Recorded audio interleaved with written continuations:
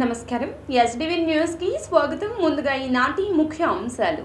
AP assembly speaker గా ఎన్నికైన TDP senior నేత అయ్యన్న పాత్రుడు స్పీకర్ పదవికి ఒకే ఒక నామినేషన్ రావడంతో ఏకగ్రీవంగా ఎన్నికైనట్లు ప్రకటించిన అసెంబ్లీ కార్యదర్శి. రెండవ రోజు కొనసాగుతున్న అసెంబ్లీ సమావేశాలు. స్పీకర్ పదవికి నర్సీపట్నం ఎమ్మెల్యే బీసీ సామాజిక వర్గానికి చెందిన టీడీపీ సీనియర్ నేత అయ్యన్న పాత్రుడిని ఎన్నుకున్న కూటమి నేతలు. తాడేపల్లిలో నిర్మాణంలో ఉన్న వైఎస్ఆర్ కాంగ్రెస్ పార్టీ కార్యాలయాన్ని కూల్చివేసిన సిఆర్డీఏ అధికారులు. ఈ రోజు భారతదేశ చరిత్ర పుటల్లో లిఖించదగిన రోజని వెల్లడించిన మాజీ ఎమ్మెల్సీ బుద్ధా వెంకన్న తెలుగు జాతి ఆత్మ గౌరవాన్ని చాటి చెప్పిన వ్యక్తి చంద్రబాబుని వెల్లడి.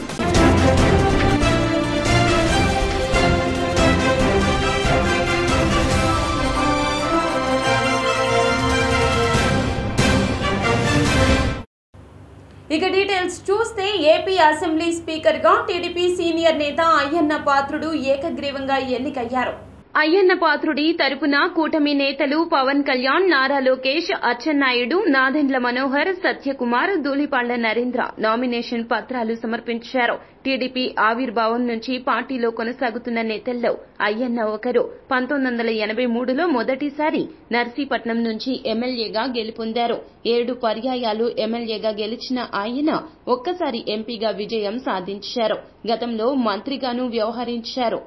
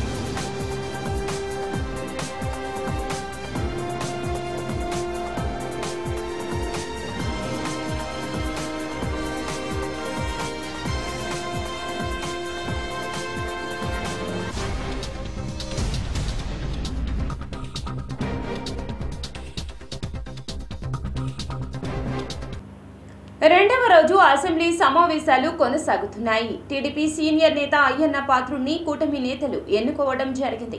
సీనియర్ నేత అయ్యన్న పాత్రుడిని కూటమి నేతలు స్పీకర్ పదవికి ఎన్నుకున్నారు. ఉపసభాపతి పదవికి రాయలసీమ నుంచి బోయా సామాజిక వర్గానికి చెందిన కాల్వ శ్రీనివాసులు నామినేషన్ దాఖలు చేసే అవకాశముంది. చీఫ్ విప్ గా మరో సీనియర్ నేత ధూళిపాళ్ల నరేంద్ర వ్యవహరించనున్నారు.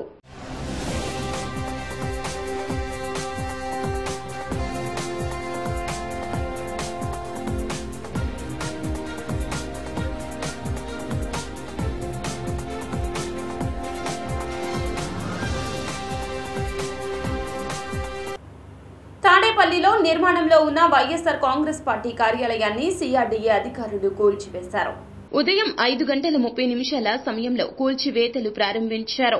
ప్రొక్లైన్లు, బుల్డోజర్లతో స్లాబ్కు సిద్దంగా ఉన్న భవనాన్ని యుద్ద ప్రాతిపదికన అధికారులు కూల్చివేశారు. కూల్చివేతకు సిఆర్డీఏ ప్రిలిమినరీ ప్రొసీడింగ్స్ ను సవాల్ చేస్తూ నిన్న హైకోర్టును వైసీపీ నేతలు ఆశ్రయించారు. చట్టాన్ని మీరి వ్యవహరించొద్దని హైకోర్టు ఆదేశించినా వాటిని బేఖాతరు చేస్తూ చర్యలు తీసుకోవడంపై వైసీపీ ఆగ్రహం వ్యక్తం చేసింది.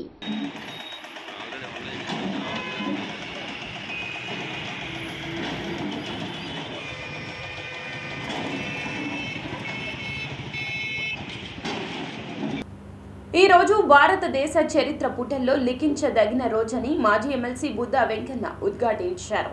ఈ సందర్భంగా బుద్ధా వెంకన్న మాట్లాడుతూ వైసీపీ నాయకులు కొడాలి నాని, వల్లభనేని వంశీ, వెల్లంపల్లి శ్రీనివాస్, రోజా, అంబటి రాంబాబులు చంద్రబాబుని ఎంతగా విమర్శించారో ప్రజలకు తెలుసన్నారు. అధికార మదంతో చంద్రబాబు భార్యను కూడా అవమానించారన్నారు. కొడాలి నాని ఒక లుచ్చా అని, మా నాయకులు చంద్రబాబు, పవన్ కళ్యాణ్ మాటలకు కట్టుబడి ఉన్నామని, అలా అని మా నాయకులను ఎలా పడితే అలా మాట్లాడితే ఊరుకునే ప్రసక్తే లేదంటూ హెచ్చరించారు. భారతదేశ చరిత్రలో నిలిచిపోయే రోజు. తెలుగువారి ఆత్మగౌరవం, తెలుగువారు గుండెల మీద చెయ్యి వేసుకొని తెలుగువాడి సత్తా దేశ విదేశాల చాటి చెప్పే రోజు. అదేంటంటే నిండు సభలో, శాసనసభలో అప్పటికి 3 సార్లు ముఖ్యమంత్రిగా చేసి 3 సార్లు ప్రతిపక్ష నాయకుడిగా చేసినటువంటి వ్యక్తిని కొంతమంది కొడాల నాని, వల్లభనేని వంశీ, ద్వారంపూడి చంద్రశేఖర్ రెడ్డి, అంబటి రాంబాబు, రోజా, చెవిరెడ్డి భాస్కర్ రెడ్డి, ఇలా చెప్పుకుంటూ పోతే వెల్లంపల్లి సీను, ఇక్కడ ఉన్నటువంటి వెల్లంపల్లి సీను, ఇలాగా ఒక 10 మంది దాకా దాదాపు అసెంబ్లీలో చంద్రబాబు నాయుడు గారిని దుర్భాషలాడమే కాకుండా అతని కుటుంబ సభ్యుల మీద కూడా దుర్భాషలాడితే ప్రజలకి ఎంత విలువ ఇస్తారో మనుషులు, నాయకులు, అలాగే కుటుంబానికి విలువ ఇవ్వాలి. ముఖ్యంగా భార్యకి విలువ ఇవ్వాలి. చంద్రబాబు నాయుడు గారు ఆ రోజు చేసింది అదే. తన గురించి, తను చేస్తున్న ప్రజాసేవ గురించి, తను చేస్తున్న పోరాటం గురించి తన్ని విమర్శించకుండా తన భార్యను కూడా దీంట్లోకి లాగడమే కాకుండా జరిగిన రాష్ట్రంలో నిజం చెప్తున్నాం మేము. దానికే చంద్రబాబు గారు, పవన్ కళ్యాణ్ గారు దాడులు ఎవరు చేయొద్దన్నారు. అరే నేను దాడి చేయాలంటే మీరు ఆగుతారా? నేను మీ మీద దాడి చేయాలంటే ఆగుతారా మీరు? కాబట్టి మీకు చెప్తున్నా, ఇక మీకు ఇచ్చిన టైం అయిపోయింది. మీరు ఆ టైంని సద్వినియోగం చేసుకొని భార్య పిల్లలతో పారిపోవడం కాదు, పండి మీరు వదిలేస్తాం. అంతేగాని మీరు పిచ్చి పిచ్చి వేషాలు వేసి చంద్రబాబు గారి గురించి ఇంకొకసారి కానీ నువ్వు మాట్లాడితే, ఎవడు మాట్లాడినా విజయవాడలో ఇది రాజధాని, విజయవాడ రాకుండా. బీసీ వెల్ఫేర్ హాస్టల్ను ఆకస్మికంగా తనిఖీ చేశారు మంత్రి సవితమ్మ. విజయవాడలోని ఎలక్ట్రిక్ సిటీ కాలనీ నందు ప్రభుత్వ వెనుకబడిన తరగతుల బాలుర వసతి గృహములను ఆకస్మికంగా తనిఖీ చేశారు. ఈ సందర్భంగా విద్యార్థులతో కలిసి మాట్లాడి హాస్టల్ అందిస్తున్న భోజనం, మౌలిక సదుపాయాలు ఎలా ఉన్నాయో అడిగి తెలుసుకున్నారు. హాస్టల్ పరిసరాలను, భోజనశాల, వంటగదులను పరిశీలించిన మంత్రి సవితమ్మ అపరిశుభ్రతపై దృష్టి పెట్టాలంటూ ఆదేశించారు. భోజనశాల, వంటగదులను ఆధునీకరించాల్సిన అవసరం ఉందని పేర్కొన్నారు.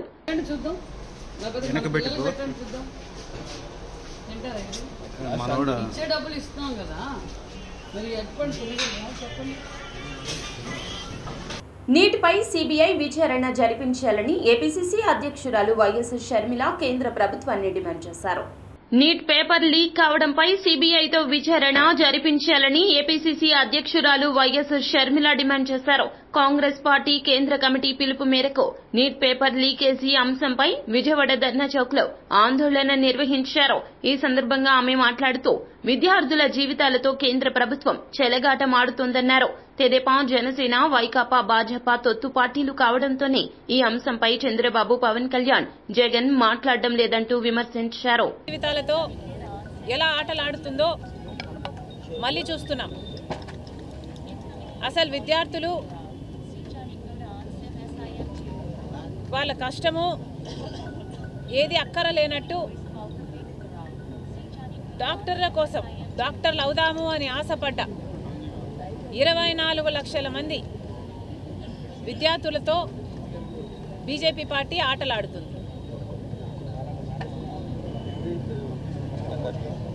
ఎన్టీఏ నేషనల్ టెస్టింగ్ ఏజెన్సీ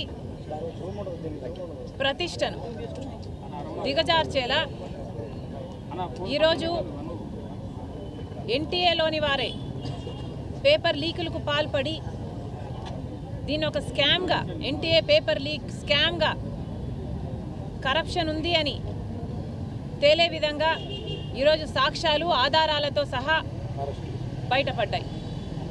అయినా కూడా ఎన్టీఏ ఇంతవరకు బిడ్డలకు క్షమాపణ చెప్పలేదు, ఆ తల్లిదండ్రులకు క్షమాపణ చెప్పలేదు. చెప్పకపోగా సమర్థించుకునే ధోరణిలో బీజేపీ పార్టీని పల్లెత్తి మాట అనలేదు. గత 10 సంవత్సరాలుగా అధికారంలో ఎవరున్నా బీజేపీ పార్టీలకు తొత్తులుగా వ్యవహరించారు. బహిరంగంగానో రహస్యంగానో పొత్తులు పెట్టుకున్నారు. బీజేపీ పార్టీని ప్రశ్నించలేదు. ప్రత్యేక హోదా ఈ రోజు వరకు రాలేదు. ఈరోజు నీటి విషయంలో కూడా మళ్ళీ అదే జరుగుతుంది. బీజేపీ పార్టీని ఒక్కరు కూడా ఎందుకు ప్రశ్నించలేదు అని అడుగుతున్నాం. అసలు 2002లో ఇలా పరీక్షలు లీకులయ్యి 13,000 మంది బిడ్డలు ఆత్మహత్యలు చేసుకోవడం జరిగింది. అసలు ఈ బిడ్డలు ఎంత క్షోభకు లోనవుతున్నారు, ఎన్ని సంవత్సరాలు దీంట్లో పెట్టి వీళ్ళు కష్టపడి పని చేస్తారు, కష్టపడి చదువుకొని ఎగ్జామ్ రాస్తారు. తల్లిదండ్రులకు ఉన్న ప్రెషర్ ఏమిటి, డబ్బులు అయితేనేమి, ఇంకోటైతేనేమి, టైం అయితేనేమి, ఎఫర్ట్ అయితేనేమి, how much goes in to these examinations. 13,000 మంది ఆత్మహత్యలు చేసుకున్నారు. ఈ ఎగ్జామినేషన్ సిస్టమ్ అనేది క్రమేణా ప్రతి చోట, ప్రతి రాష్ట్రంలో అయినా కేంద్రంలో అయినా తగ్గుతూనే.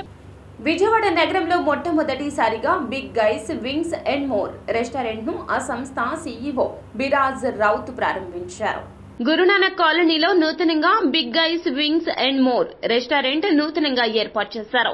నవీన్ బాబు గోరంట్ల, బండ్ల నిరంజన్ బాబు, విన్నకోట రాజ్కుమార్ ఈ ముగ్గురు సంయుక్తంగా కలిసి ఈ రెస్టారెంట్ ను లాంఛనంగా ప్రారంభించారు.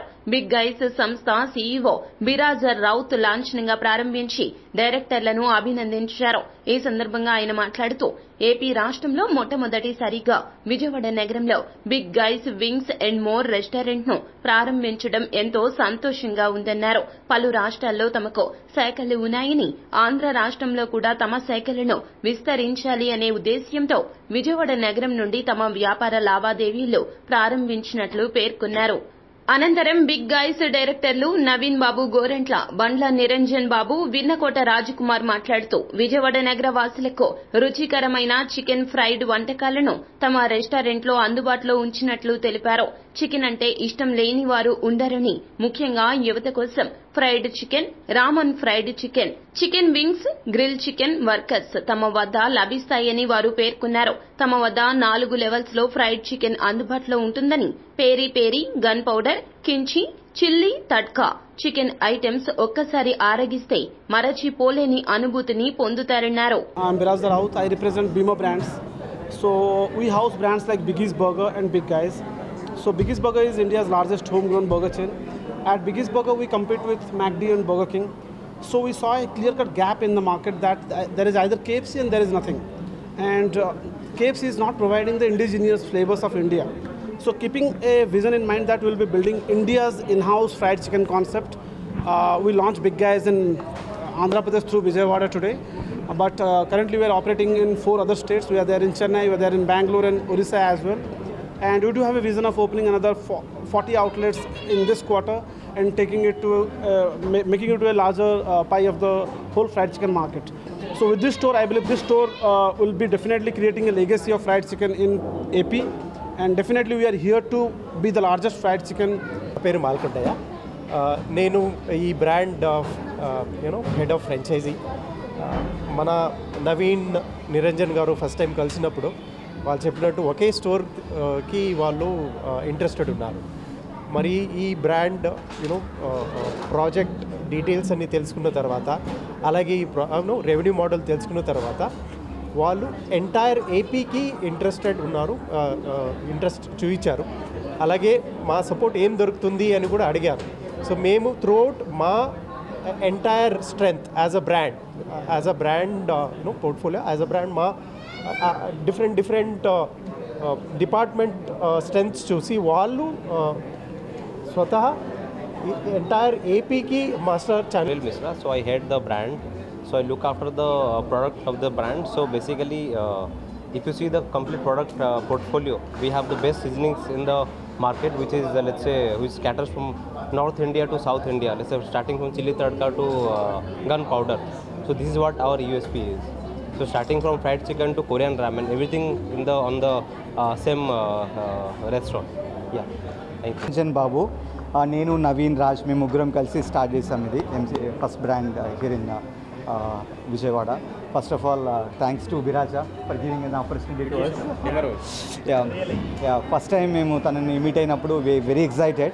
యాక్చువల్గా మేము ఒక స్టోర్కి కోసం వెళ్ళాము, బట్ ఆఫ్టర్ ఈ ప్రాజెక్ట్ చూసిన తర్వాత we thought of going with 25 stores across the AP. I think మన స్టేట్ వాళ్ళు they really like the fried chicken. I think this is the one. I hope all of you will encourage our brand. Thank you Biraja. Thank you. Chicken దొరుకుతుంది, at the same time grilled chicken దొరుకుతుంది, and Roman రమెన్ noodles and ఇవన్నీ మనకి 4 సీజనింగ్స్తో దొరుకుతాయి. ఇది ఏ ప్రోడక్ట్లో ఇప్పుడు దాకా లేదు. ఎలా అంటే మీ ఓన్ సీజనింగ్ మీరు చూస్ చేసుకోవచ్చు. అది మీరు పెరి పెరి కావాలా, గన్ పౌడర్ కావాలా, కిమ్చి కావాలా, ఓకే తట్కా కావాలా, వాట్ ఎవర్ సీజనింగ్. అంటే దాంట్లో స్పైస్ లెవెల్ మారుతూ ఉంటుంది. అది మనం మీకు అక్రాస్ ద మెనూలో ఉన్న ప్రతి ఐటమ్కి మీరు చూస్ చేసుకోవచ్చు. That is the USP of this brand. And burger side వెళ్తే మీకు always a fresh burger, it is not frozen one. Okay, దాని షెల్ లైఫ్ తక్కువ and taste very good. Okay, that is our USP. Represent చేస్తున్నాం ఇక్కడ. So ఇది మా first branch and next within 2 yearsలో we are going to expand for another 25 stores and we are very happy to associate with this great brand Big Guys, and here everybody try it. We have multiple seasonings and the great product. Okay, he is our CEO from the brand side and he is from franchise and he is from product side. Okay, he is Niranjan. So diarrhoea నివారణ చర్యలపై deputy CM Pawan Kalyan ఆదేశాలతో ప్రభుత్వ యంత్రాంగంలో కదలిక వచ్చింది. Diarrhoea కట్టడిపై వివిధ శాఖల అధికారులతో CS Neerabh Kumar Prasad video conference నిర్వహించారు. ప్రజలకు రక్షిత త్రాగునీరు అందించేలా చూడాలని కలెక్టర్లను ఆదేశించారు. మంచినీటి పైప్లైన్లు లీకేజీలు లేకుండా చూడాలన్నారు. 2017 నీటి వనరుల్లో కాలుష్యం ఉన్నట్లు గుర్తించినట్లు వెల్లడించారు.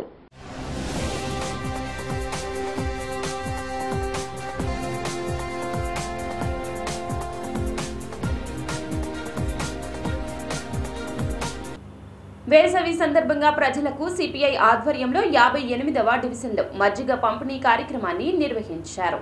ఈ కార్యక్రమానికి ముఖ్య అతిథిగా సిపిఐ నగర కార్యదర్శి జి కోటేశ్వరరావు లాంఛనంగా ప్రారంభించి మంచి సేవా కార్యక్రమాలు నిర్వహిస్తున్న 58వ డివిజన్ను శాఖను అభినందిస్తూ కార్పొరేషన్ వారు కనీసం చలివేంద్రాలు కూడా ఏర్పాటు చేయకపోవడం శోచనీయమన్నారు. పన్నులు వసూలు చేస్తున్న ఉత్సాహం ప్రజల దాహార్తిని తీర్చే సౌకర్యాలు కల్పించడంలో లేదని అన్నారు. కార్యదర్శి వర్గ సభ్యులు కెవి భాస్కర్రావు మాట్లాడుతూ ప్రజా సేవా కార్యక్రమాలు తమ డివిజన్ 10 సంవత్సరాల నుంచి నిర్విరామంగా చేస్తూ ముందుకు వెళ్తున్నామని వెల్లడించారు.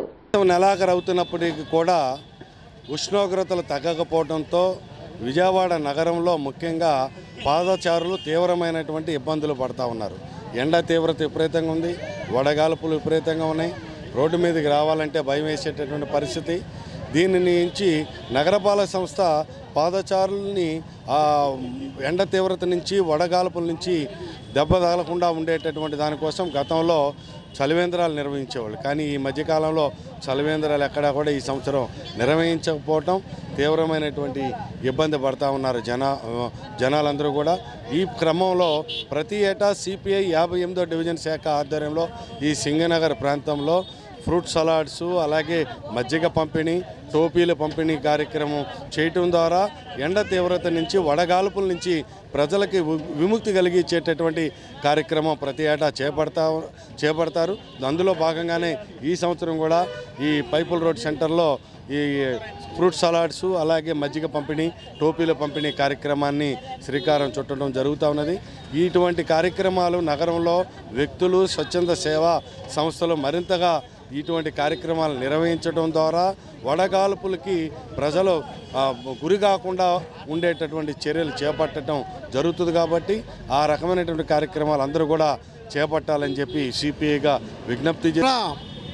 పైపుల్ రోడ్ సెంటర్లో భారత కమ్యూనిస్ట్ పార్టీ 58వ డివిజన్ ఆధ్వర్యంలో ప్రజలకు పుచ్చకాయ మొక్కలు, బొప్పాసకాయ మొక్కలు, కరిపుచ్చకాయ మొక్కలు, ద్రాక్ష, మజ్జిగ అలాగే నెత్తి మీద పెట్టుకుని తట్టుకోవడానికి టోపీలను కూడా ఉచితంగా పంపిణీ చేస్తున్నాము.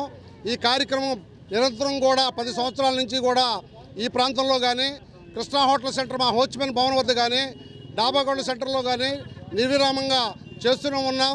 కమ్యూనిస్టు పార్టీ కేవలం ప్రజా పోరాటాలే కాదు, ధర్నాలే కాదు, సేవా కార్యక్రమాలు కూడా ముందుంటామని చెప్పేసి తెలియజేసుకుంటూ మేము ప్రతినిత్యం కూడా ఇలాంటి సేవా కార్యక్రమాలు చేస్తున్నాము.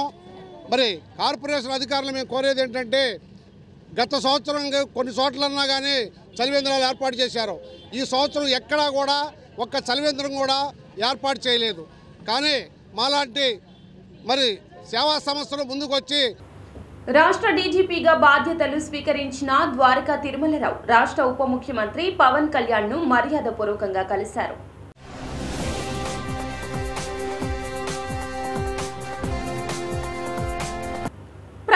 హోదా స్టీల్ ప్లాంట్ కోసం పవన్ కళ్యాణ్ కృషి చేయాలని ముద్రగడ పద్మనాభం వెల్లడించారు. ప్రత్యేక హోదా స్టీల్ ప్లాంట్ కోసం పవన్ కళ్యాణ్ కృషి చేయాలన్నారు. నా పేరు పద్మనాభరెడ్డిగా మార్చుకున్న కేంద్ర ప్రభుత్వం రాష్ట్ర ప్రభుత్వం మీ అడుగు జాడల్లో నడుస్తున్నాయి. కాపులకు న్యాయం చేయండి. జన సైనికులతో నా మీద బూతులతో దాడులు చేయిస్తున్నారు. ఇది మంచి పద్ధతి కాదన్నారు. పవన్ కళ్యాణ్ జన సైనికులకు ఇది మంచి పద్ధతి కాదు అంటూ ఆదేశాలు జారీ చేయాలి. నా కుటుంబాన్ని మీ జన సైనికుల చేత దాడులు చేయించి మమ్మల్ని చంపేయండి. ప్రతిపక్షాలపై దాడులు చేయడం మంచి పద్ధతి కాదన్నారు. జగన్ గారి పాలనలో నేను ఉద్యమం చేయటం లేదు అని పవన్ కళ్యాణ్ గారు తరచూ మాట్లాడుతూ ఉండేవారండి.